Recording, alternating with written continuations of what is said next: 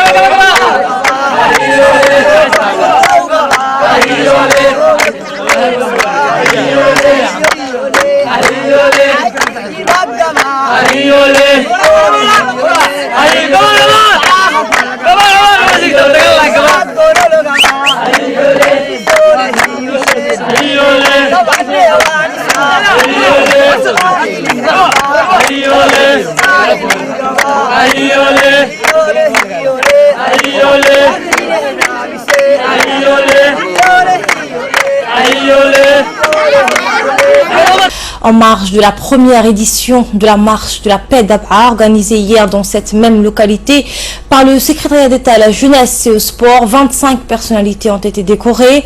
Elles ont respectivement reçu des médailles de commandeur de la Grande Étoile de Djibouti et de chevalier de l'Ordre national du 27 juin.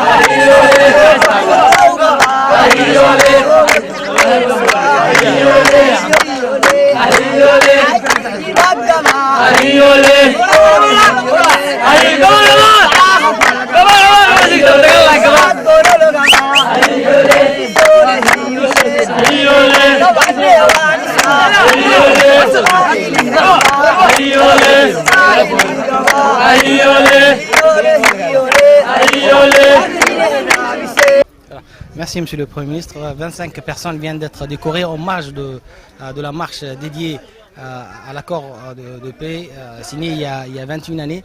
Parlez-nous un peu de cette cérémonie des décorations. Qui sont décorés et pourquoi? Effectivement, nous sommes là depuis ce matin quand on est arrivé.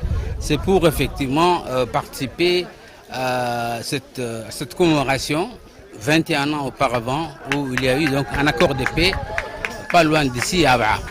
Et si je peux parler de cet accord a eu lieu entre Djiboutiens, puisque le conflit a éclaté entre Djiboutiens.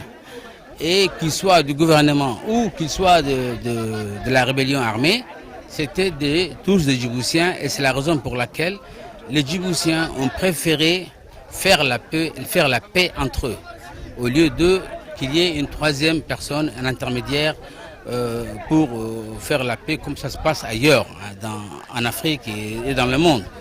Ici, les accords de paix d'Abha ont eu lieu entre Djiboutiens.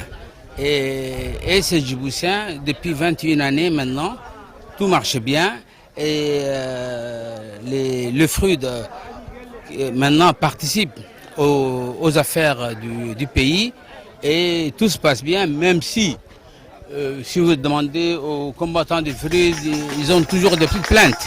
Mais en général, tout s'est très bien passé. Et l'accord tient encore jusqu'à maintenant. Même si par la suite, il y a eu quand même des accords, mais le plus important, c'était celui d'Abha, puisque c'est là où il y avait le plus de combattants, c'est là où il y avait plus de chefs militaires. En réalité, le fruit dont on parle, qui ont pris les armes dans les années 90, ce sont ceux-là. Ceux qui sont ici, il y a des combattants que je voyais de loin, donc ce sont tous des gens de cette localité, de la localité de Tadjoura, de la localité de Bok et de Dikil, mais tout le monde,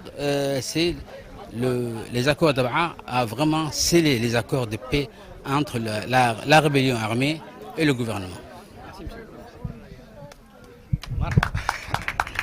Ad'arala dumaha wiil sigemara wagrisien asaku labatanna ke inkasan kaknani kahne meetem to afaiday wo وقريتامت مرة تو ساكونا يعني كل بلاد كان كهينمي تهو لكتا أو قريت تجبر حكي تو قري نهارك